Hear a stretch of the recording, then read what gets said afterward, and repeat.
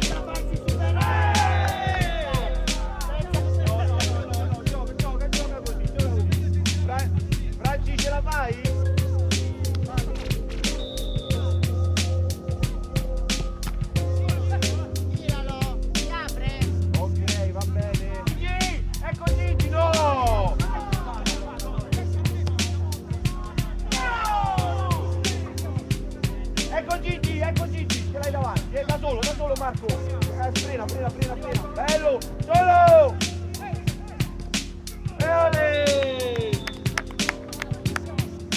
Ecco Gigi, ce l'hai davanti, da solo Marco, frena, bello, solo!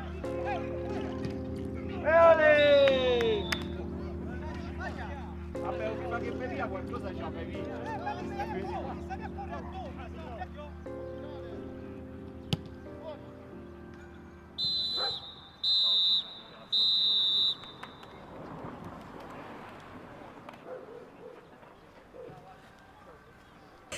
È terminata Arma CC Toddesteam ha vinto per 5-3, sono con il migliore in campo Mariano Casula.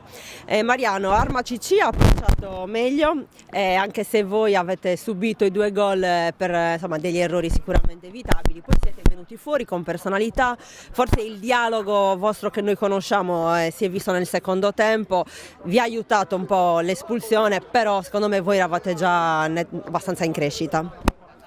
Una partita che per noi era compromessa, 3-0 dopo 15 minuti e soprattutto non riuscivamo a fare 2 passaggi di fila. Poi abbiamo fatto il 3-1, siamo andati al riposo e ci ha aiutato molto la loro espulsione, siamo rimasti 7 contro 6 e poi abbiamo ribaltato, ma una partita, avevamo anche molti assenti, però abbiamo approcciato in maniera pessima. Ci è andata bene, dobbiamo ringraziare. Pensare ai quarti di fare un approccio completamente diverso da oggi, perché dai quarti in poi non penso che ci perdoneranno.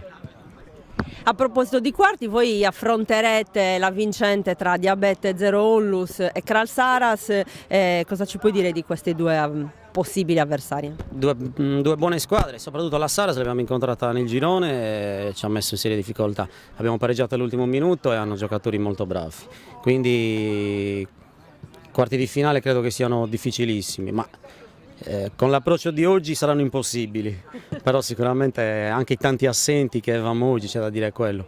Speriamo in un quarto di finale nettamente migliore di oggi. Grazie Mariano e complimenti.